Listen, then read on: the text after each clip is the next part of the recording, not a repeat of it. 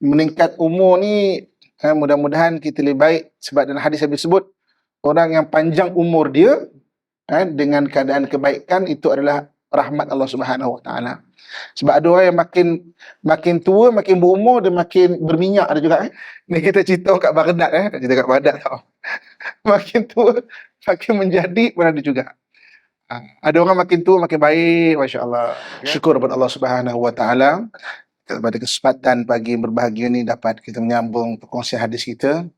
Jadi saya mengucapkanlah selamat menyambut tahun baru, bermaksudnya bertambahlah umur kita. Tak tahu tambah 1 tahun ke 5 tahun, tak tahulah ataupun mungkin berkurangan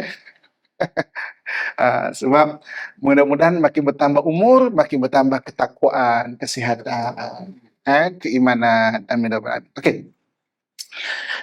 Sebelum kita pergi hadis kita nak cerita sikit dalam dunia ni ada orang cakap, apa sambut tahun baru Masih, tahun baru kafir kan? Biasa orang cakap macam tu kan? Okey. Dalam dunia ni ada 2 kiraan tahun. Satu kiraan kitaran matahari, satu kiraan kitaran bulan. Okey? Jadi mana dalam dunia memang ada 2 jenis kiraan tahun. Satu kitaran matahari, satu kitaran bulan. Okey? Kitaran matahari ni setahun berapa hari? 300? 365, betul? Salah Salah. 365? Salah tak? Tak. 365 atau 366? Tak. Dia 365 suku. Betul? Betul Sebab tu setiap 4 tahun dia jadi tambah 1 hari. Tapi suku tu kita tak nampak sebab dia very mild, nano punya kiraan. 365 suku. Okey. Kiraan bulan setahun ada berapa? Kiraan bulan, kiraan tahun dan kiraan bulan setahun ada berapa? Hari-hari. Kiraan tahun mengikut kitaran bulan. 354 hari. 54, 53, 55 Jadi umum dia 354 hari. Dia kurang 11 hari. Kurang 11 hari daripada tahun kiraan matahari. Okey. Nak tengok mujizat Al-Quran tak mengenai kiraan ni? Kiraan matahari, kiraan tahun menurut kitaran matahari dan kitaran bulan, dalam Quran Allah ada cerita satu mukjizat. Dalam surah Kahfi, Allah sebut Ashabul Kahfi itu tidurnya adalah 309 tahun. Allah tak kata 309 tahun tak. Allah kata 309 tahun. Okey. Ashabul Kahfi ni tarikhnya bila? Tarikh dia 200 tahun sebelum Masihi. Dia 200 tahun sebelum Masihi Ashabul Kahfi. Jadi ketika Ashabul Kahfi 200 tahun sebelum Masihi, Nabi Isa lahir 1 Masihi.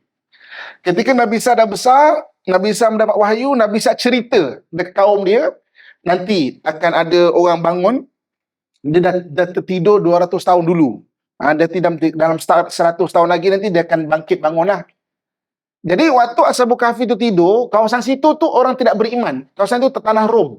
Tanah Rom, orang tidak beriman. Jadi ketika zaman Nabi Isa, dah start orang beriman dengan syariat Nabi Isa lah. Syariat Nabi Isa. Jadi Nabi Isa diangkat ke langit pada tahun 27 Masihi. 27 Masihi, Nabi Isa diangkat ke langit. Nabi Isa lahir 1 Masihi. 27 Masihi. Orang tunggu, 100 tahun selepas itu, mana 100 tahun Masihi, betul. Timbul Ashabul Kahfi. Tertidur, bangkit daripada tidur. Balik nanti baca surah Kahfi. Dan Allah SWT sebut, Ashabul Kahfi itu tidur selama 309 tahun. Kenapa Allah sebut 309 tahun? Kalau kiraan matahari, 300 tahun. Kalau kiraan bulan, 309 tahun. Jadi Allah SWT meraih 2 jenis kiraan. Boleh jadi sekali lagi maknanya, kalau kiraan tahun tu menggunakan kitaran matahari 365 hari, dia jadi dia jadi 300 tahun. Kalau kiraan bulan, dia jadi 309 tahun. Kan? Ini mukjizat Al-Quran. Allah sebut dalam surah Kahfi. Bagaimana Ashabul Kahfi ditidurkan 309 tahun. Sebab kurang lebih setahun, kalau kiraan tahun secara matahari, secara bulan dia 354 hari, 53 hari, dia kan kadang-kadang 28 hari, kadang-kadang 29, kadang 30 kan. Maknanya sekitar situlah begitu. Kan? Jadi bila kita sebut mengenai maknanya Masihi itu dinisbahkan kepada tahun Nabi Isa lahir lah, tapi kiraan tahun mengenai cara bulan, cara matahari memang itu salah satu kiraan cara tahun. Kan? Bukan kata uish, tahun Masihi ni, tahun Kapir ni, tak. Kan? Kebetulan orang barat suka menggunakan kiraan secara matahari, orang barat. Orang timur kita lebih suka mesra dengan kiraan bulan. Sebab tu bukan saja kita orang Melayu. Orang Melayu kiraan bulan satu purnama, dua purnama, kan? Tiga purnama, kan? Orang apa Jepun juga bulan. Orang Yahudi juga dia kiraan bulan. Orang Thailand kiraan bulan. Orang Jawa kiraan bulan. Orang Cina kiraan bulan. Kan? Orang Siam, orang Thailand kiraannya bulan. Kan? Jadi bangsa timur ni kita lebih suka mengira tahun tu dengan kiraan kitaran bulan. Orang barat suka kiraan matahari. Kan? Jadi maknanya itu je lah. Jadi jangan kita Masihi, tahun Kapir tu, tak. Itu salah satu kiraan tahun yang Quran juga iktiraf cara dia. So, meningkat umur ni, mudah-mudahan kita lebih baik, sebab dalam hadis Nabi sebut, orang yang panjang umur dia, dengan keadaan kebaikan, itu adalah rahmat Allah Subhanahu Wa Taala. Sebab ada orang yang makin tua, makin berumur, dia makin berminyak ada juga. Makin menjadi-jadi. Ni kita cerita kat Baghdad, cerita kat Baghdad tau. Makin tua, makin menjadi pun ada juga. Ada orang makin tua, makin baik, Masya Allah. Kan? Ada itu yang kita nak lah. Mudah-mudahan. Maka itu tanda umur kita dirahmati Allah Subhanahu Wa Taala. InsyaAllah. Okey, kita sambung hadis itu. Okey, bagi tahun 2023 ni, saya bercadang. Ni cadangan je. Implement ke tak, belum tentu lagi. Saya bercadang. Jadi kita nak buka dua kitab. Satu kita akan habiskan kita hadis kita, tak banyak dah ni. Satu lagi, ingat tak dulu saya pernah dulu, tak tahulah kalau yang lama ingat tak, kita pernah ajar satu nasyid ataupun satu qasidah Asma'un Nabi.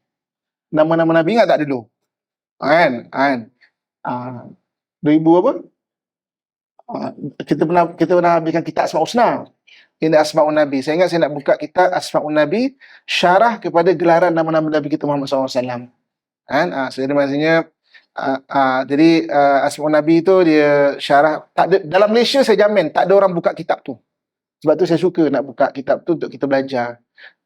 Gelaran nama Nabi kita ada 201 gelaran. Okey. Kalau ayah-ayah, abang-abang pergi umrah Masjid Nabawi, dia ada kat dinding depan sekali Masjid Nabawi, yang eye level kita dia ada bulat tu, itu Asma'un Nabi. Ada 201 nama-nama Nabi SAW. Gelaran nama Nabi kita Muhammad SAW. So, jadi maknanya kita nak syarah, maksudnya maknanya sebahagian besar daripada situ dekat kelas ni, supaya kita lebih faham lah, mudah-mudahan dengan kita bicara Asma'un Nabi. Okay, first, rasa kecintaan Nabi SAW. Okay. Yang kedua, kita kenal Nabi. Okay, pernah dengar tak nama kitab Syama'il Muhammadiyah? Ada belajar malam? Ada belajar malam? Kan? Syama'il Muhammadiyah ni dikarang oleh Imam siapa? At-Tirmizi. Okey, At-Tirmizi. Tirmizi ni nama tempat macam Imam Bukhari. Imam Tirmizi nama tempat. Sekarang ni dekat Uzbekistan. Dia sepadan Afghanistan. Saya dah pernah pergi. Kalau kita sebut Imam At-Tirmizi, dia ada 3 Imam At-Tirmizi. 3 Imam At-Tirmizi. Dia ada At-Tirmizi Kabir. Dia ada At-Tirmizi Kabir, ada Hakim At-Tirmizi, dia ada Abu Isa At-Tirmizi. So, pengarang kitab Syama'il Muhammadiyah adalah Abu Isa At-Tirmizi. Abu Isa At-Tirmizi, ya. Okey. Jadi, kalau kita belajar kitab Syama'il Muhammadiyah dah banyak lah. Mazhab malam. Banyak dah. Siapa yang ikut? Banyak. Tak, banyak dah hadis dia. Kita dah Habis. Baru khatam. Baru khatam. Dia ada 400 lebih hadis pasal rupa bentuk Nabi SAW. Kalau kita buka Syama'il Muhammadiyah, hadis yang akhir, hadis mengenai mimpi Nabi SAW. Mimpi Nabi SAW, Okey. Kenapa Imam At-Tirmizi meletakkan hadis yang akhir itu adalah hadis mengenai mimpi Nabi SAW? Barang siapa yang mimpi bertemu Nabi SAW, mana memang dia bertemu sungguh Nabi SAW. Sebab syaitan takkan boleh menyerupai Nabi SAW. Sebab apa?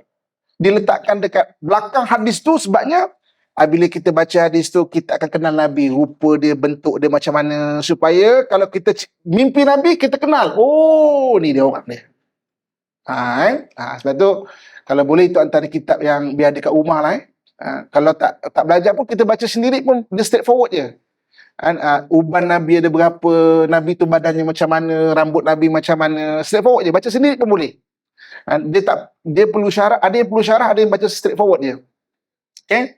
Dan dari 400 ada dia, 400 lebih, 405 macam tu, mengikut tahqiq satu orang imam. Ada kata 390 lebih macam tu. Jadi maknanya di akhir dia ada masih mengenai mimpi Nabi SAW. Kenapa dia letakkan di akhir itu mimpi Nabi SAW? Sebab bila kita dah baca, kita mimpi Nabi, kita akan kenal. Oh, ni orang dia. Sama juga saya nak bawa kita Asma'un Nabi SAW ini. Ya, kita kenal Nabi. Mudah-mudahan satu hari nanti kita dapat mimpi Nabi SAW. Mudah-mudahan. Okey, jom kita sambung hadis kita. Bismillahirrahmanirrahim. Hadis ke-198. An Aisyah radhiyallahu anhu anin Nabi sallallahu alaihi wasallam qala. Betul Hadis 198? 198 ya. Okey, hadis ke-198. An Aisyah radhiyallahu anha anin Nabi sallallahu alaihi wasallam qala. Inna rifqa la yakunu fi syai'in illa zanahu. Wala yunza'u min syai'in illa syanahu. Aisyah radhiyallahu anha meriwayatkan dari Nabi SAW yang bersabda, tidaklah kelembutan ada pada sesuatu kecuali ia menghiasinya. Tidaklah ia tercabut dari sesuatu kecuali ia menodainya. Dalam hadis ini Nabi menggunakan perkataan ar-rifqa. Rifqa ni maknanya kelembutan. Lembut ni dia banyak istilah. Halim juga lemah lembut. Halim juga lemah lembut. Apa lagi? Lemah lembut ni rahim. Rahim pun lemah lembut juga. Ar-rifqa ni adalah lemah lembut yang nampak. Yang nampak. Okey? Jadi halim, lemah lembut. Dan lemah lembut macam mana? Lemah lembut yang dalaman, sifat yang tak nampak. Contoh macam sifat Nabi SAW tu halim. Maknanya lemah lembut tu dalaman dia. Sebab tu kalau kita bicara mengenai hadis-hadis Nabi SAW, kita nampak Nabi itu mengajarkan kepada kita memaafkan. Itu adalah benda-benda yang dalaman. Nak memaafkan benda-benda yang dalaman. Kena ada dalam bertimbang rasa, berlapang dada, berjiwa besar. Nak memaafkan ni berjiwa besar. Jadi maknanya itu antara perkataan-perkataan lembut ataupun lemah lembut. Tapi ar-rifqa lemah lembut yang nampak. Okey. Bila kita melihat satu susuk tubuh manusia, kita akan nampak dia lemah lembut dengan apa? Bukan dengan gaya sotong nak cerita kalau sekarang budak kan. Bukan macam tu. Kita akan nampak lemah lembut dia dengan dua keadaan. Yang pertama dengan air wajah mukanya. Yang keduanya dengan tutur kata perkataan dia. Dua benda ni benda yang nampak, orang akan nampak orang tu nampak lembut. Bukan lemah lembut orang budak-budak sekarang ni kan, saya rimas betul tengok orang ber-TikTok dekat budak-budak muda kan. Barang ketak-ketak macam ni, berjoget-joget. Kau apa hal? Saya baru ni ada program di Penang. Satu program di Penang. Ada pesta Penang baru ni. Tapi ada satu segmen tu silat. Saya tengok budak-budak bersilat, budak kecil bersilat kan. Maknanya bermain senjata, mengelak kanan dan kiri dengan lincah dia. Ada yang memang terlebih tumbukkan menangis. Budak perempuan kan, budak perempuan ada, budak lelaki ada, terlebih buah ada, silap elak ada. Agaknya latihan tu depan orang lebih semangat kan. Menangis. Tapi saya bangga. Bangga di sudut apa? Wah, inilah anak lelaki. Kan? Inilah orang muda. Beza dengan TikTok zaman sekarang. Maknanya ada kotak-kotak macam ni, sana, sini joget. Aduh, macam mana budak-budak zaman sekarang ni. Okey, bukan lembut yang itu. Okey, lembut di sini adalah lembut yang pertama sekali kita akan nampak kelembutan yang diterjemahkan dengan air muka, yang keduanya dengan tutur kata. Okey. Jadi dalam hadis Nabi SAW sebut, inna rifqa la yakunu syai'an illa zanahu. Benda yang menghiasi diri kita ni adalah kelembutan. Pertama, air muka. Sebab itu, melembutkan air muka, Nabi ajar tekniknya. Apa antara tekniknya? Tekniknya adalah antaranya senyum. Antara hadis Nabi sebut, tabassumuka fi wajhi akhika laka sadaqah. Senyuman kamu di hadapan saudara kamu itu adalah sedekah. Antara lain dengan cara kita maknanya memandang dengan rasa rahmah. Rahmah ni maksud kasih sayang. Okey, mandang ni ada teknik juga. Ada teknik juga. Okey, memandang dengan cara lembut. Ini memandang biasalah, bukan memandang dengan cara yang tidak sewajarnya. Ada juga seorang lelaki mana perempuan dengan tidak sewajarnya. Ini tidak termasuk dalam perbahasan ni. Ini harian biasa. Ibu-ibu, kakak saya sekalian, kalau kita marah kat lelaki kita, ini lelaki kita, lelaki Baghdad lah, kita cuba fahami kan maksudnya kan. Dekat Baghdad cerita dia kan. Biasanya kita akan memandang macam mana? Kita memandang, bahasa Melayu kata, dengan pandangan yang tajam kan. Pandangan tajam tu apa dia? Pandangan tajam tu apabila kita mengecilkan fokus kita, kalau sebagai tiga segi kita tu di sini lah. Di bahagian muka ni lah. Tiga segi kita ni. Kita pandangan. Abang tipu saya kan? Abang tipu saya lagi kan? Kan sambil perkataan itu keluar, kan kita punya pandangan tajam tu, kalau kita perasan, kita punya fokus tiga segi kita sini. Kalau untuk melembutkan pandangan, kita besarkan tiga segi kita ke sini lah. Ke sini. Ke pinggang ni. Maka pandangan kita akan lebih lembut. Kan? Boleh? Tak percaya nanti cuba try test lah. Bila kita sebut, orang Melayu kita sebut pandangan tajam. Apa tu pandangan tajam? Sebenarnya fokus kita tu kecil sebenarnya. Kan? Lepas tu orang Melayu kita sebut kan, aku kecil besar je aku tengok dia ni kan. Maksudnya, fokus kan, fokus itu kan. Jadi maknanya pandangan rahmat ni, kita besarkan kita punya fokus pandangan tu. Dia akan jadi pandangan rahmat. Beza dengan kita tengok budak kecil macam ni, terbegil je mata macam ni kan. Dan kita pandangan rahmat. Sebabnya melembutkan air muka. Okey, yang keduanya adalah dengan perkataan. Rifqa sebagai penghias diri kita adalah dengan perkataan. Okey. Pertama, perkataan ni yang Nabi SAW ajar adalah banyakkan menyapa. Menyapa macam mana? Setiap budaya ada sapaan tersendiri. Okey, tapi Nabi selaraskan satu dunia bagi orang beriman, sapaannya adalah dengan memberi salam. Ini kan Nabi SAW sebut, mau tak kamu aku tunjukkan satu cara, kalau kamu buat, kamu terus ada ikatan hati berkasih sayang, iaitu afsyus salam bainakum, kamu sebarkan salam. Salam ni antara cara menyapa. Ibu, kita kat Malaysia mungkin tak perasan. Kita pergi luar negara lah, negara yang bukan Islam. Tiba-tiba kita datang, dah kita asing pakai tudung, tiba-tiba orang bagi salam, Assalamualaikum. Terus kita, oh Islam lah. Kita akan terus rasa ikatan hati tu. Jadi maknanya menyapa ni Nabi ajar. Saya di negeri China, lebih spesifik lagi di bahagian Xi'an. Di bahagian Xi'an kita pernah buat korban di Xi'an di Pingliang. Pingliang ni kawasan orang Islam yang miskin, sangat susahnya. Walaupun lahjah dia punya pelat lain tau. Dia azan lain, azan dia semua hidup baris depan tau. Hayya 'alas salata. Ada solat apa pula? Hayya 'alal falahi. Ada pula falahi kan. Tapi itu lahjah dia. Kita nak cakap apa memang itu lahjah dia. Kita tak boleh cakap dia salah. Itu memang lahjah dia. Okey. Jadi ketika sampai di Zi'an, dia bagi salam tu apa? Oh, dia hormat kita ni kan. Orang Islam ni kan, kita berkopiah. Assalamualaikum. Dia kata, uish. Saya cakap, aku nak jawab Waalaikumsalam ke Alaikumussalam dengan? Alaikumussalam.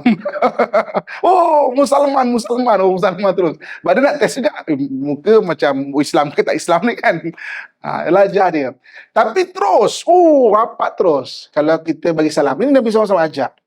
So, dengan lisan. Dengan lisan. Maksudnya antaranya bagi salam. Kemudian apa yang Nabi SAW ajak adalah memilih perkataan. Kita sebagai orang Islam bukan orang yang tak boleh marah. Marah adalah kemanusiaan. Islam mengiktiraf kemanusiaan. Kita bukan robot. Kita kemanusiaan. Kita ada marah. Kadang-kadang ada benda-benda yang tak sampai expectation kita, kita marah. Atau ada benda-benda yang melanggar kita punya expectation, kita panggil encoded assumption kita tu kena macam ini, tapi kita orang tu tak buat macam tu, maka kita akan marah. Okey, marah adalah kemanusiaan, kan? Tapi macam mana cara kita mengeluarkan perkataan ketika marah, itu diajar dalam Islam, kan? Sebab itu jangan kita memelihara haiwan dalam mulut kita. Jangan kita bina kandang haiwan di mulut kita. Ketika kita marah, berlari-lari haiwan tu keluar daripada mulut kita. Ikutlah haiwan apa yang kita bela. Kalau haiwan tu najis mughalazah, maka berkeluarlah najis haiwan mughalazah daripada mulut kita. Jangan bela haiwan daripada mulut kita. Kita simpan pemata-pemata. Tengok orang dulu marah kan. Bertuah punya anak, tengok. Bahasa dia. Pada marah tu. Bertuah punya budak. Betul perkataan-perkataan tu. Doakan. Kita sekarang, ya Allah, perkataan keluar tu. Sebab adab. Itu Nabi ajar.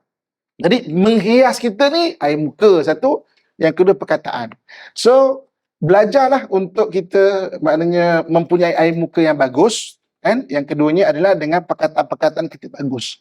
Betul dah hadis Nabi sebut, siapa yang menjaga rifqa, kelembutan yang nampak ni muka dan juga perkataan, dia menghiasi diri dia. Hari ini kita menghias diri kita yang zahir, pakai tudung bagus-bagus, ada kerongsang lah, brush lah, apa cantik-cantik kan, bling sana bling sini, ya bagus tu, itu alhamdulillah. Allah menyukai kecantikan seni. Innallaha jamil yuhibbul jamal. Allah menyukai kecantikan. Kita berhiaslah untuk diri kita, bukan untuk orang lain. Jangan keluar bukan main macam putih raja kan. Kat rumah, ya Allah kan, rambut mendawang, mengembang, pakai baju kelawar, dalam baju kelawar terbalik pula tu. Suami balik. Hui, siapa ni? Tak kenal. Berhias untuk diri sendiri. Kita berhias untuk diri sendiri, untuk diri kita. Kita suka tak kita ni berhias. Bukan untuk orang lain. Kalau untuk orang lain, kita akan penat. Penat kalau orang lain. Kita akan ada rasa rasa rendah diri kalau tak berhias. Tapi kalau kita memang itu tabiat kita berhias, kat rumah pun kita berhias, itu tabiat kita. Allah suka kecantikan. Wa yuhibbul jamal, dan kita berhiaslah, kan? Maknanya Allah tu indah dan suka keindahan. So maksudnya berusahalah untuk ada air muka yang bagus, ada diajar hadis Nabi dan tutur kata yang bagus. Okey. Hadis 199, wa an Abi Hurairah radhiyallahu anhu anin Nabi sallallahu alaihi wasallam qala al-iman bid'un wa sittuna syu'bah wal haya'u syu'batun minal iman. Abu Hurairah radhiyallahu anhu meriwayatkan bahawa Rasulullah sallallahu alaihi wasallam bersabda, iman itu ada 60 lebih cabang. Okey, dan malu adalah sebahagian daripada iman. Okey, bid'un ni ada ulama kata 9. Okey, maksudnya bid'un ni 9. Kalau kita baca 9, al-iman bid'un wa sittuna syu'bah, maknanya 69 cabang. Okey, iman itu terjemahannya. Orang ada iman, kita tak tahu. Iman ni kan belief system, sistem kepercayaan. Macam mana kita nak ukur sistem kepercayaan seseorang? Tak ada siapa boleh beritahu. Tak ada siapa boleh tahu kita punya belief system kita, sistem kepercayaan kita, kan? Jadi iman itu 69 maknanya cabang. Benda yang boleh nampak, kan? Antaranya adalah Al-haya'u minal iman. Malu itu sebahagian daripada iman. InsyaAllah nanti kalau kita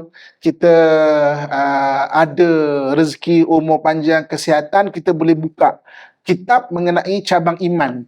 Ataupun boleh tengok kat internet kan, siapa ustaz yang pernah mengajar kitab tu. Boleh belajar lah. Kita bukan belajar kat internet. Jadi maknanya benda tu dicatat, pengajian tu. Dulu cara mencatat ilmu ni dengan tulisan. Sekarang Allah kurniakan teknologi mencatat ilmu tu dengan rakaman, kita boleh dengar. Bukan niat kita belajar internet ke apa, tak. Itu sebagai salah satu cara, bukan cara tunggal. Masalah orang bila cara tunggal, semata-mata belajar cara tu. Salah satu cara boleh. Cuba tengok, ada tak ustaz yang mengajar tentang cabang-cabang iman? Kalau tak ada, kita buka kitab tu insya-Allah satu hari nanti kan. Bagus tu. Boleh nampak. Jadi al-haya'u minal iman. Malu itu sebahagian daripada iman. Sebahagian cabang.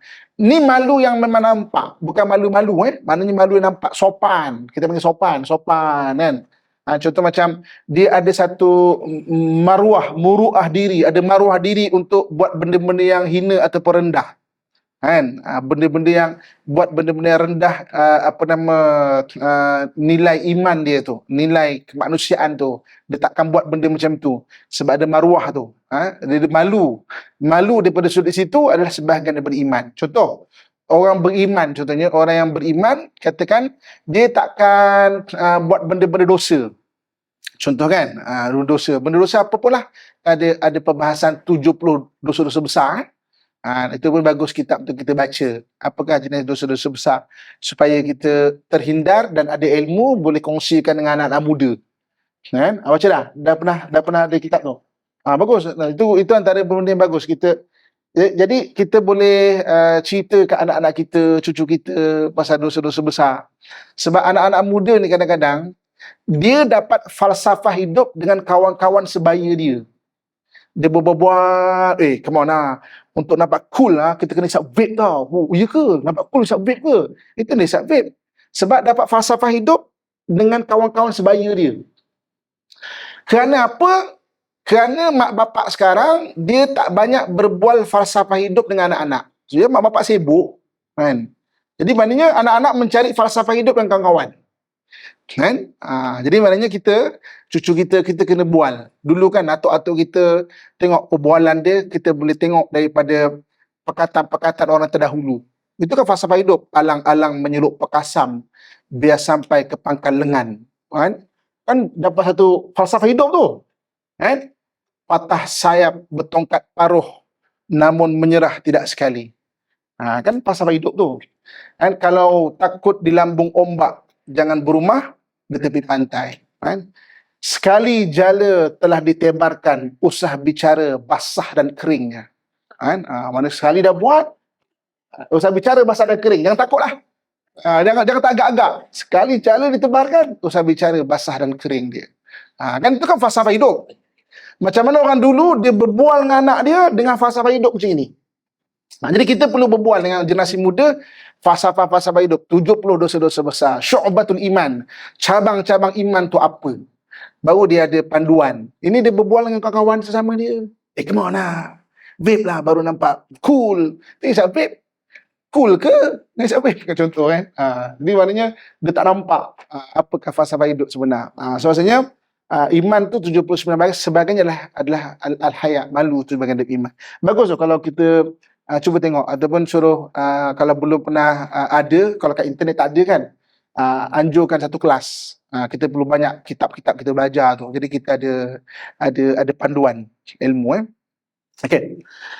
Hadis ke-200, Wa'an Ibnu Mas'ud radhiyallahu anhu qala an-nabi sallallahu alaihi wasallam, inna mimma adrakan nasu min kalamin nubuwah idza lam tastahi fasna' ma syi'ta. Ibnu Mas'ud radhiyallahu anhu berkata, Nabi sallallahu alaihi wasallam bersabda, sesungguhnya ungkapan yang telah dikenal orang-orang dari ucapan nabi-nabi terdahulu adalah, jika engkau tidak malu, perbuatlah apa yang engkau suka. Pertama sekali kita kenal Ibnu Mas'ud. Ada 4 ibnu. Nabi didik dia. Ibnu ni namanya Abdullah. Ibnu Mas'ud. Ada 4 nama Abdullah. Salinkan untuk ilmu kita. Pertama Abdullah bin Umar. Kan? Ibnu Umar kalau kita dengar nama dia. Kemudian Abdullah bin Abbas. Kalau kita dengar Ibnu Abbas. Kemudian Abdullah bin Zubair. Ibnu Zubair. Dan yang keempat Abdullah bin Mas'ud. Ibnu Mas'ud sekali lagi Abdullah bin Umar, Abdullah bin Abbas, Abdullah bin Zubair, dan Abdullah bin Mas'ud, Abdullah bin Mas'ud. Jadi maksudnya empat orang Abdullah ni dia adalah yang Nabi didik, dan empat-empat ni jadi orang hebat. Abdullah bin Mas'ud ni orang yang mengislamkan Taif. Makamnya ada di Taif. Okay. Abdullah bin Abbas makamnya berada di Syam, di Syria, Syam. Okay. Abdullah bin Zubair makamnya dekat Mekah, dia ketika mempertahankan kota Mekah. Dan Abdullah bin Umar makam dekat Syria. Abdullah bin Abbas makam dekat Palestin, dekat sekitar Jerusalem sana tu. Kan? Empat-empat je orang hebat. Jadi Wa'an Ibnu Mas'ud, maknanya Abdullah bin Mas'ud radhiyallahu anhu, dia berkata bahawa nabi-nabi terdahulu konsisten. Ada perkataan yang diwariskan kepada umat-umat dia. Dan Nabi ucapkan sekali lagi kepada umat baginda Muhammad sallallahu alaihi wasallam, iaitu idza lam tastahi fasna ma syi'ta. Kalau kau tak malu, kau buatlah apa yang kau nak. Maknanya ada sifat malu ataupun nilai malu, muruah ataupun maruah kita panggil, membuat benda-benda yang rendah nilainya, di sisi agama, di sisi masyarakat, maka kalau kau tak malu, kau buatlah apa yang kau nak. Kalau tak ada sifat malu tu, sebab malu tu sebahagian daripada iman. Malu tu yang akan menjaga, malu tu yang akan menjaga kita punya maruah, maruah diri. Kalau tak malu macam tu lah, orang tak ada panduan hidup.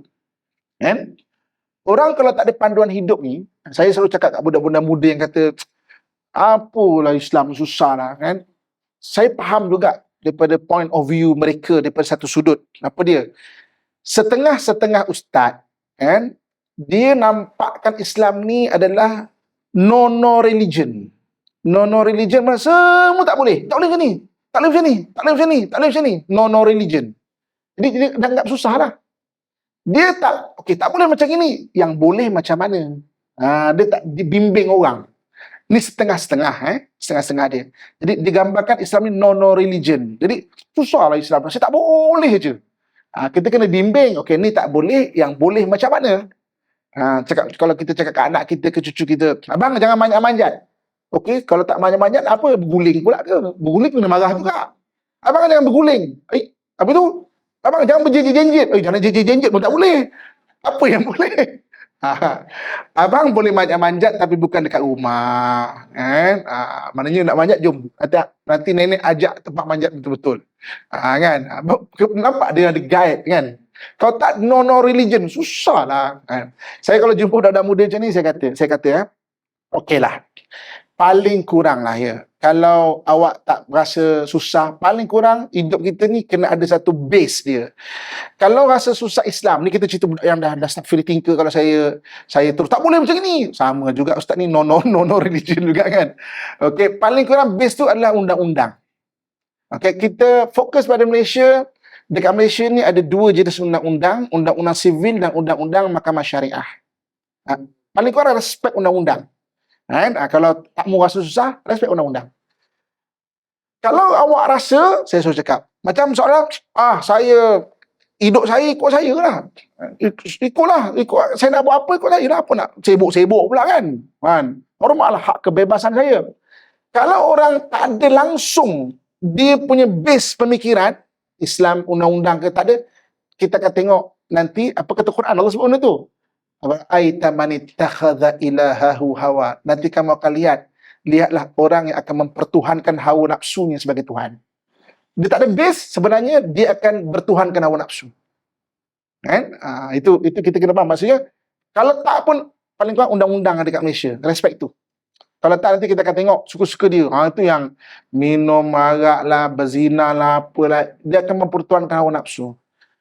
Kalau kita pergi hutan sekalipun, kita cakap, Ikut aku lah, aku nak buat apa? Hak diri aku, hormatlah kan. Hak kebebasan kita ni kan. Kita pergi hutan. Kau pergi baring kat busuk tu. Ikut kau kan, aku pergi baring kat busuk tu. Aku pun tahu. Hutan juga ada undang-undang dia. Kan? Baring kat busuk, kejap lagi kena gigit dengan semut busuk tu. Kita bercakap, semut, ikut saya lah nak baring kat mana, hak saya. Kau baring kat pula kat sarang tabuan tu.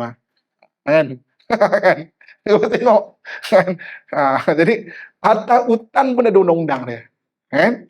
Sebab tu, kita ada base. Kalau tak ada base, kita tak akan ada maruah. Itu yang dalam hadis Nabi sebut, idza lam tastahi fasna' ma syi'ta. Kalau kau tak malu, kau buat apa yang kau nak. Mana kau tak ada base satu kehidupan. Okey, hadis terusnya, hadis yang ke-201. Wa an Abi Sa'id Al-Khudri radhiyallahu anhu qala kana an-nabi sallallahu alaihi wasallam ashadd haya'un min al-'adhra fi hidriha fa idza ra'a shay'an yakrahu 'arafnahu fi wajhihi. Abu Sa'id Al-Khudri berkata, Nabi SAW lebih pemalu dibandingkan seorang gadis dalam pingitannya. Jika beliau atau jika baginda melihat sesuatu yang tidak beliau sukai, kami mengetahui dari wajah beliau. Okay? Nabi itu juga adalah orang yang malu, kan? Mana maruahnya tinggi. Nilai maruah itu tinggi. Kan? Nabi sebut, sebab sahabat sebut, kita boleh tahu daripada wajah muka Nabi. Kalau anda kata orang bergurau, tak tentu arah, kan? Yang dia tak apa-apa senang gurauan tu, kita boleh tengok. Maksudnya dia tak sukalah, kan? Ataupun tak senang dengan gurauan ni. Kan? Kadang-kadang kan ada orang bergurau-bergurau, kan? Dia rasa semua gurauan itu sesuai pada semua tempat. Kan? Sebenarnya tak sesuai tau.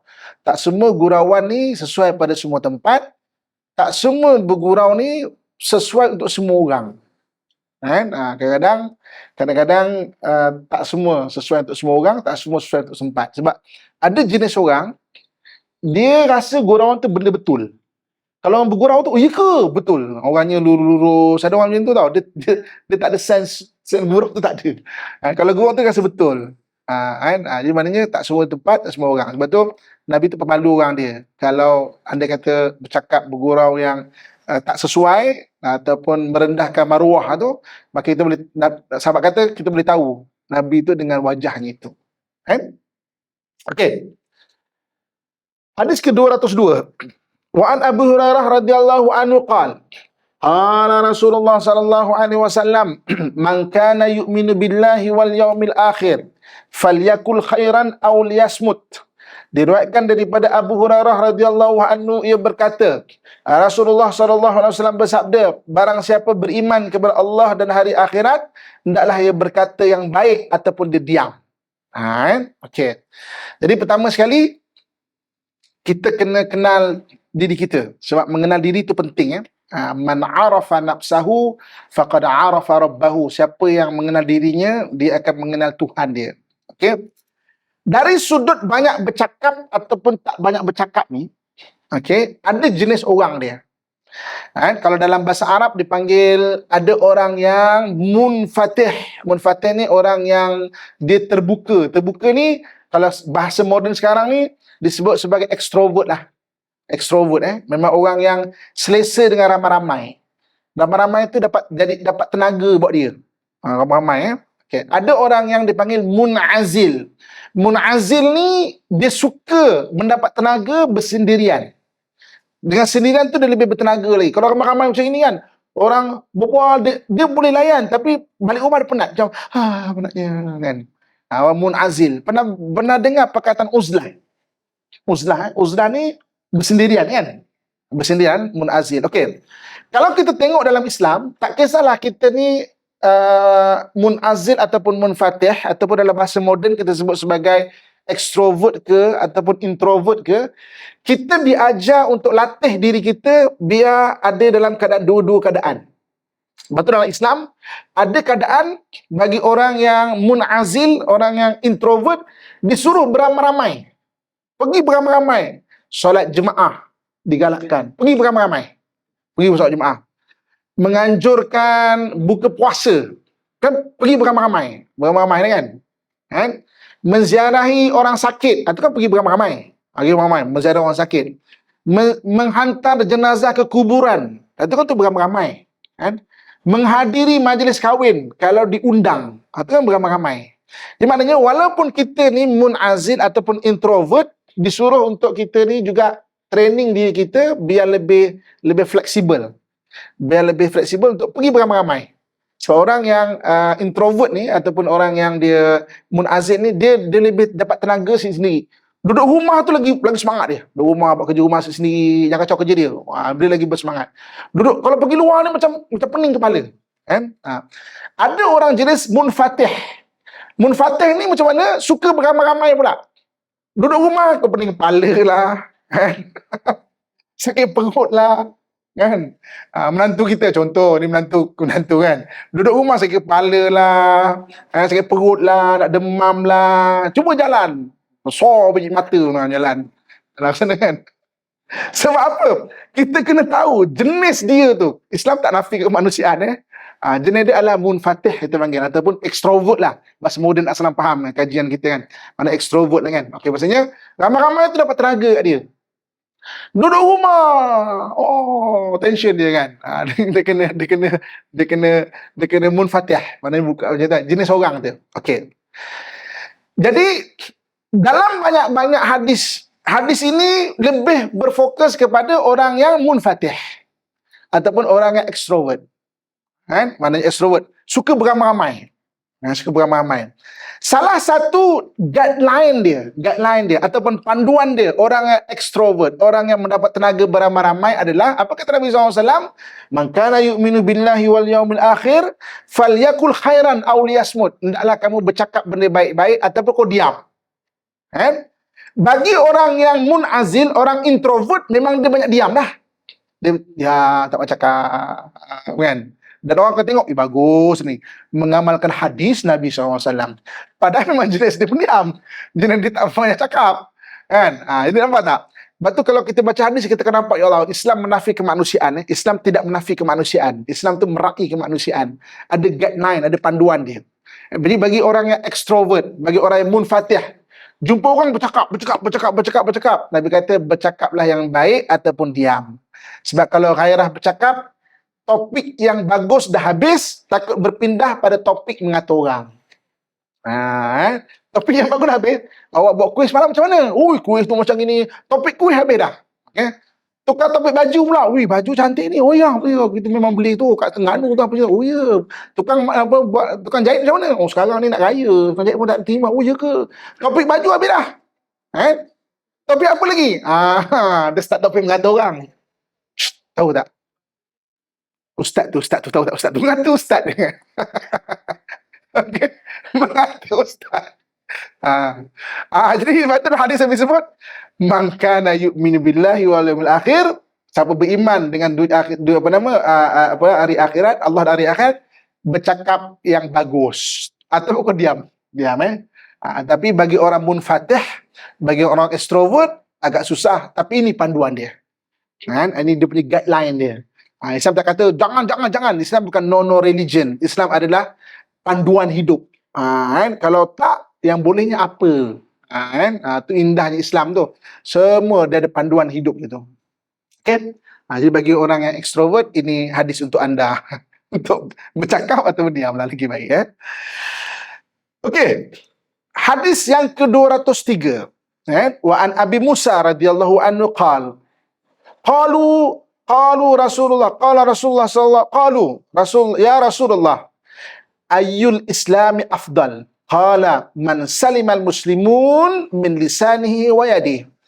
Diriwayatkan dari Abu Musa radhiyallahu anhu, ia berkata, mereka yakni para sahabat bertanya, wahai Rasulullah, ya Rasulullah, wahai Rasulullah, Islam apakah yang paling utama? Okey, baginda menjawab, siapa saja yang kaum muslimin selamat dari lisan dan juga tangannya.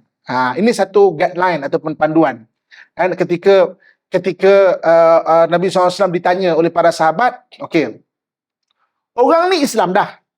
Islam ni dia adalah satu lafaz penyaksian bahawa Allah tu esa dan kita bersyariat dengan Nabi kita Muhammad SAW. Maknanya Islam digunakan istilah dia daripada zaman Nabi Ibrahim lagi. Betul, kalau kita baca Quran, kita dengar, kita jumpa wa nahnu lahu muslimun. Kita ni adalah orang Muslim. Kerana Islam digunakan istilah tu. Islam maknanya selamat. Maknanya mengesahkan Allah Subhanahu Wa Taala. Bermula syariat Nabi Ibrahim alaihissalam, mengesahkan Allah syariat Nabi Ibrahim.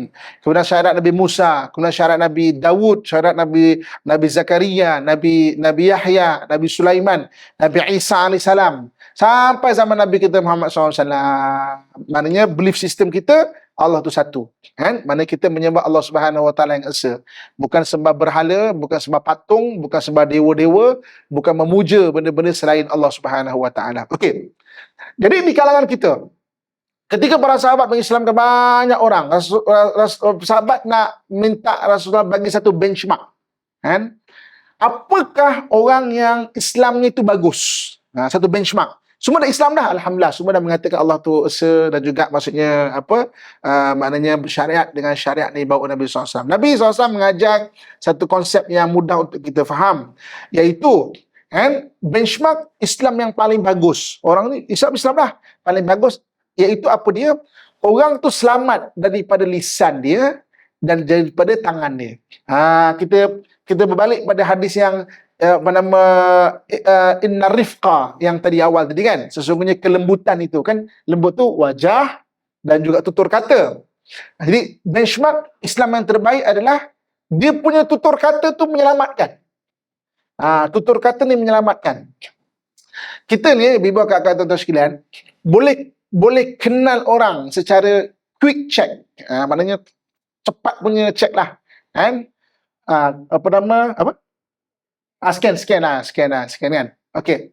Daripada sudut perkataan, orang ni dia ada jenis orang level pertama ni maknanya bagus.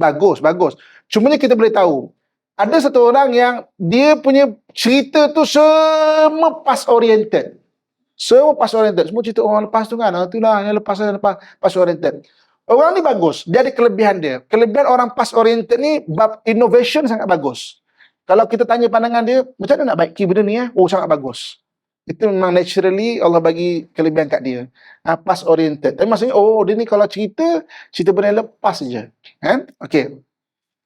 Yang kedua, ada type orang, dia kalau cerita adalah cerita peristiwa. Tengok bola tak baru ni? Bola kan dia sepak ke sini kan. Patutnya lah dekat. Patutnya dia sepak ke sini, tapi cerita peristiwa. Apa yang berlaku je. Kita cuba perasan keliling kita ni. Maknanya daripada peristiwa. Benda-benda yang berlaku je. Padahal sama-sama tengok bola tu padahal. Sesama tengok bola. Mengulas tu benda sama. Tahu tak ni? Betul. Padahal sesama tengok padahal tu kan. Dia mula peristiwa. Okay? Ada type orang. Okay, orang yang mengulas peristiwa ni, orang ni kekuatan dia apa tau? Dia bagus, dia present oriented. Orang yang sangat bagus pada present. Kalau kita cakap, nak buat macam mana ni macam ni? Dia boleh cerita. Maknanya, itu bagus. Itu kelebihan dia. Tapi dia adalah present oriented. Okay. Ada pula orang jenis, kalau percakapannya masalah aja kalau perasan. Salah aja. Kalau cerita kat rumah, penuh masalah. Itulah. Blender tu rosak lah blender tu kan. Baru bulan lepas vacuum rosak. Apa semua lah kan. Datang kelas macam ni, kadang-kadang aircon tengah sejuk kan. Sejuk lah aircon macam ni. Tak boleh slow sikit ke kan. Aircon tengah rosak. Kelas ni panas. Lemas badan saya ni. Ada je. Tapi jenis dia macam tu. Jenis macam itu. Ni pun sama. Orang macam ni, kelebihan dia innovation bagus. Sebab dia nampak masalah. Satu benda, apa masalah kamera ni? Patutnya kena sengit sikit ni, barulah gambar cantik. Mungkin kan. Dia bagus. Tapi jenis orang macam tu. Okey. Kemudian ada orang yang jenis dia adalah kalau cerita benda yang ke depan, gagasan, idea-idea baru, soal dia boleh buat ke tak tu soal lain, tapi dia baru. Kadang kita boleh tengok, bagus lah benda macam ni kan. Boleh ke depan.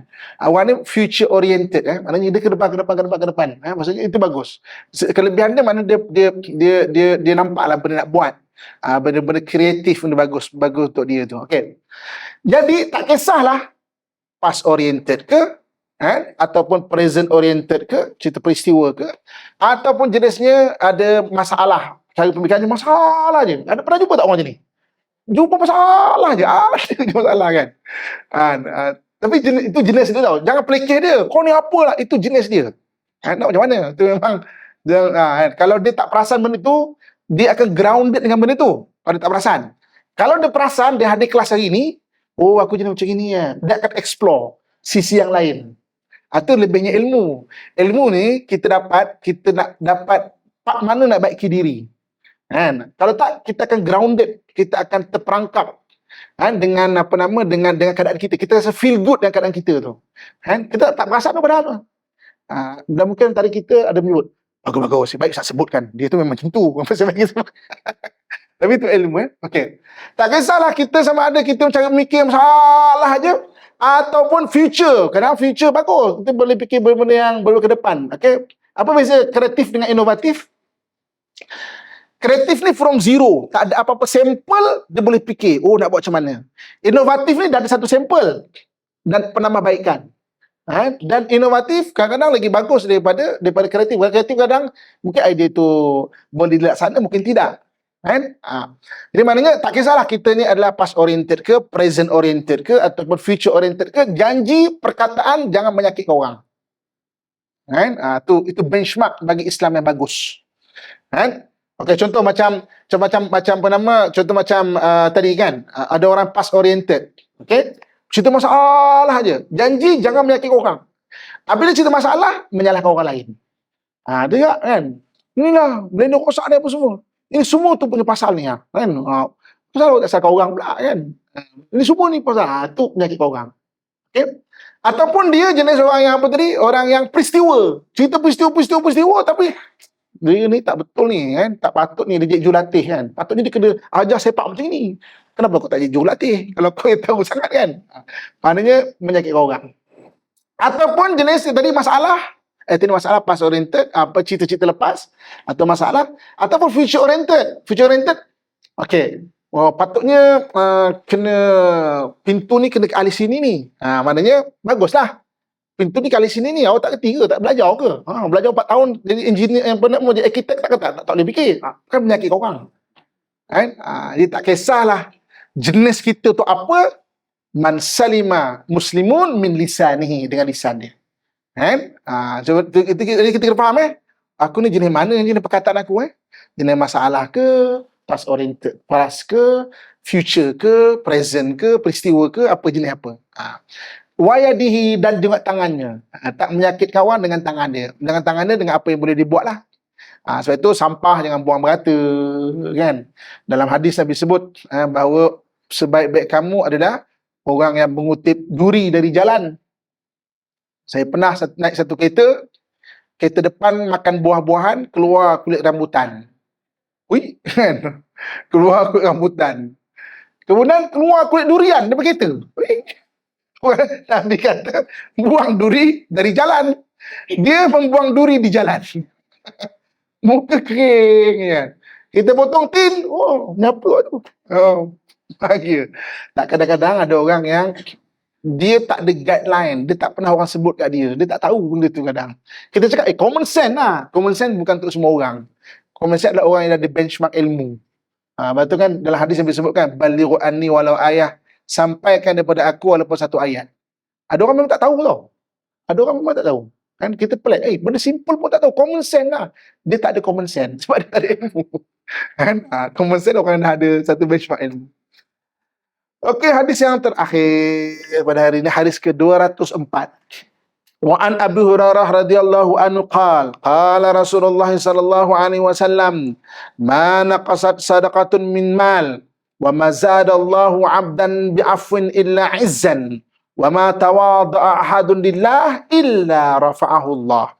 Abu Hurairah radhiyallahu anhu meriwayatkan dari Rasulullah sallallahu alaihi wasallam yang bersabda, sedekah itu tidak mengurangkan harta.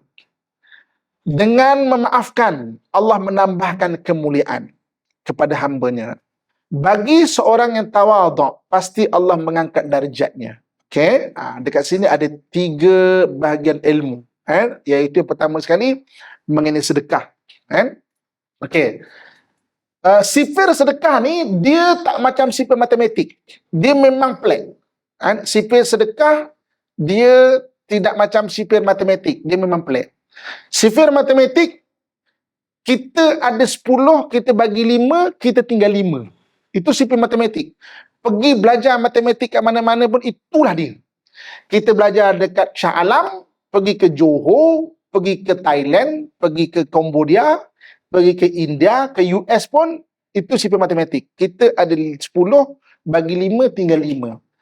Tapi sifir sedekah dia berbeza.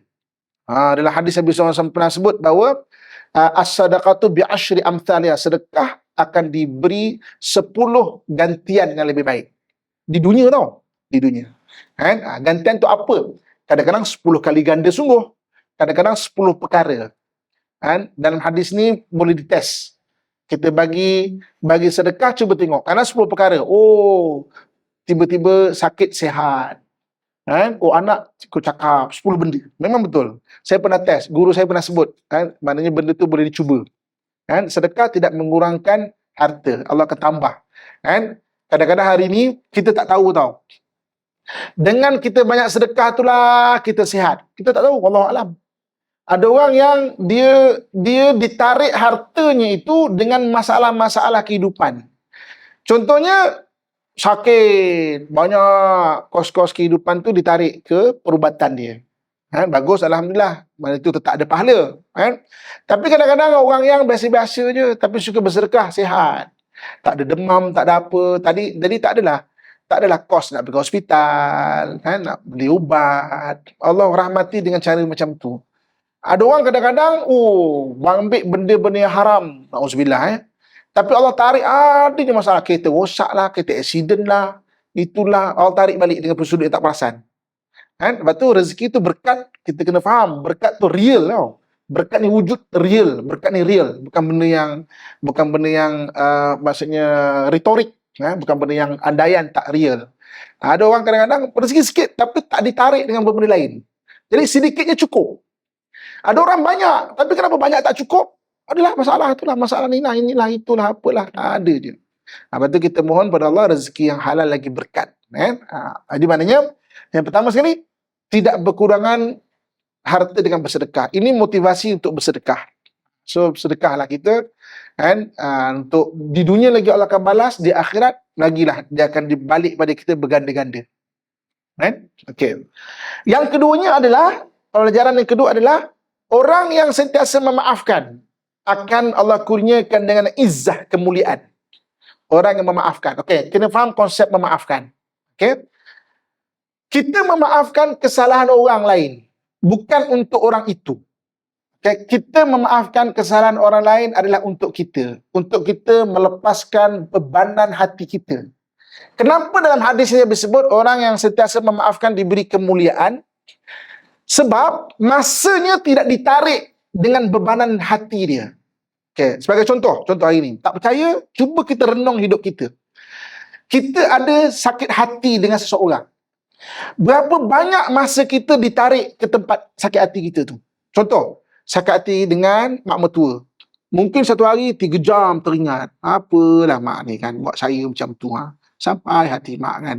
Habis kita dah nak fikir, tidur pula. Mana masa kita banyak habis.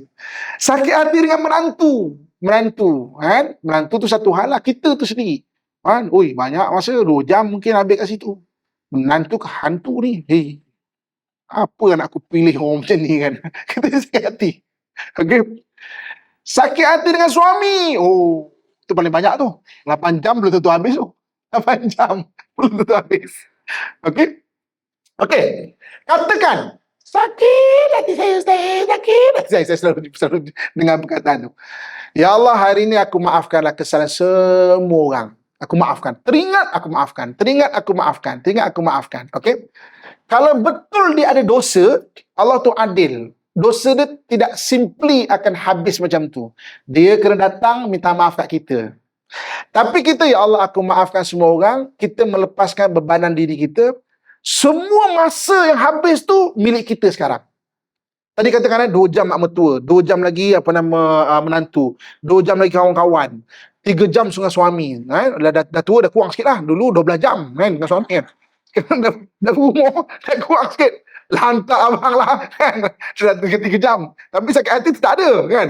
Lagi 2 jam. Akhirnya kita dah ada 24 jam je, tolak 6 jam tidur. 6 jam tidur. Kita tinggal 18 jam. 18 jam ni, kalau kita ada sakit hati, mungkin 10 jam, dah 12 jam terambil. Dah benda-benda macam tu. Yang kita punya tinggal berapa jam? Tinggal 4 jam, 5 jam je. Macam mana kita nak bangunkan diri kita kan? Tapi hari ni sebelum tidur, sebab tu Nabi menganjurkan sebelum tidur maafkan orang kan? Sebab apa? Melepaskan beban hati. Ya Allah, aku maafkan seluruh orang yang salah pada aku. Kita pun tidur nyenyak, taklah terjaga-jaga. Abang tipu saya ni, terjaga-jaga kan? Kita pun tak deep sleep. Pagi esok penat kan? Baru terjaga je kan? Nipu lagi lah ni. Tipu lagi kan? Nipu je fikir kan? Kalau betul risau buat suami, doa. Allah tu maha berkuasa. Kalau Allah nak tunjuk, kita tak payah cari. Dia timbul sendiri. Kita tercari-cari, tersangka-sangka kita yang penat. Doa, Ya Allah, tunjukkan. Tapi jangan silap doa. Doanya adalah, Ya Allah, tunjukkan yang aku boleh bantu baiki. Jangan tunjukkan saja. Kalau tunjukkan saja, takut kita tak larat nanti. Kan? Kita pula tak larat dan nak menanggung. Ya Allah, yang aku boleh bantu baiki. Tunjukkan Tuhan. Kan senang. Kita ada Tuhan kan? Kita kan ada Tuhan. Kita nak find out untuk diri kita penat. Check password. Tukar password pula dia ni. Sakit hati tukar password. Oh, penat kak? Penat. Hari ni, Ya Allah, aku maafkan semua, Ya Allah. Sebelum tidur, pagi-pagi, bangun pagi-pagi. Ya Allah, aku maafkan semua orang. Oh, 16 jam semua milik kita. Bayangkan 16 jam semua milik kita, 1 jam setengah kita buat belajar. Kita punya nilai mental kita tinggi. Makin tinggi. Kalau tak duduk dalam kelas duduk pun tak belajar. Kan? Orang belajar, kita menconteng gambar ni. Melayan. Dengar tapi tak banyak. Kan? Penipu ni sekarang ni. Pandai ni. Jagalah awak ni. Jagalah. Orang belajar, mental makin tinggi. Kita tak belajar. Sebab masa habis. Kan? Itu pun datang sebab kawan. Jomlah habis kelas. Ayolah. Itu pun sebab kawan ajak. Kalau tidak kat rumah penuh, kat dapur tuan, penuh. Sebab itu, memaafkan, apa kata Nabi SAW, Allah kurniakan izzah. Izzah tu sebab apa? Semua masa tu milik kita, kita boleh develop diri kita ke arah lebih baik. Bangunkan, solat kita makin baik, akhlak kita makin baik, ilmu makin banyak. Bila orang ada ilmu banyak ni, dia lain, beza. Allah sebut dalam Quran, la yastawi alladhina ya'lamuna wal ladhina la ya'lamun. Tak sama orang ada ilmu dengan orang tak ada ilmu. Beza, cara mandang beza. Cara bercakap beza, cara menilai beza orang kalau ada ilmu. Kan? Dan bahagian ketiga, iaitu siapa yang tawaduk. Tawaduk ni rendah hati. Rendah hati tu rendah. Walaupun dia tu hebat, tapi hati tu rendah. Bukan merendah diri sampai menghina diri. Jangan jangan jalan macam ini jalanan. Sampai langgar tiang. Kenapa tu aja? Tawaduk. Itu bukan tawaduk.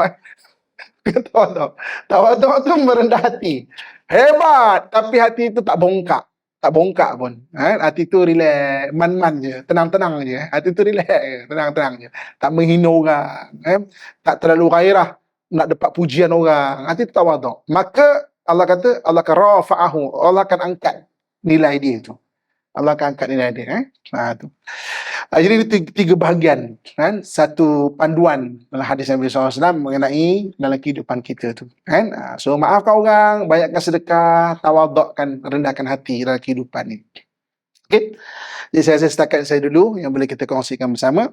Yang baik datang daripada Allah Subhanahu Wa Taala, yang kurang dan lemah itu dari kelemahan diri saya sendiri. Saya minta ampun dan maaf. Aqulu qawli ma sami'tum. Ada soalan?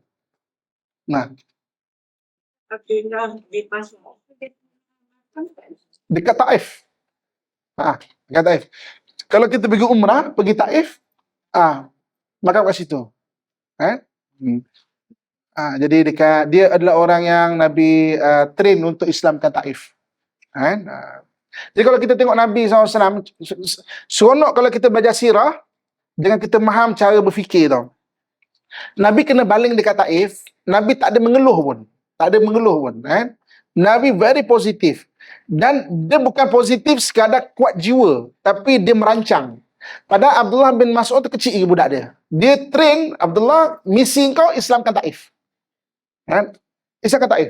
Misi dia. Akhirnya pas Nabi berhijrah ke Madinah, balik pada ke Mekah, dia ditugaskan untuk mengislamkan Taif. Islam Taif tu. Kan? Jadi sebab tu hidup jangan mengeluh. Mengeluh jangan buat satu benda, maafkan orang. Jadi positif.